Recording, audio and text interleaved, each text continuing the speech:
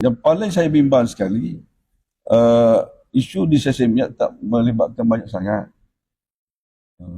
kuantiti dia.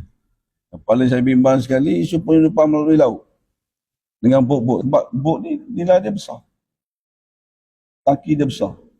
Yang ni kita bimbang. Sebab apa tu, untuk makluman semua, subsidi untuk nelayan kita di Kelantan ni, harga diesel RM1.65. RM1.65 berbanding RM6.70 kita. Maknanya RM5 beza dia. Maknanya apa maksud dia tu? Mesti ada peluang, dia akan ambil peluang. Pada aku pergi laut, ambil ikan payah-payah, bagi aku jual minyak dia tak. Untung lagi pada pergi ambil ikan tengah laut, dengan gelombang, dengan mabuk, dengan apa. Betul? Itu kita bimbang. Dia punya subsidi sangat rendah, sampai RM5 beza. Kalau RM5 kali dengan RM10,000 liter, mana? Baik aku jual minyak pada aku tak ikan. Lepas tu lagi ikan dapat banyak. Lagu tu.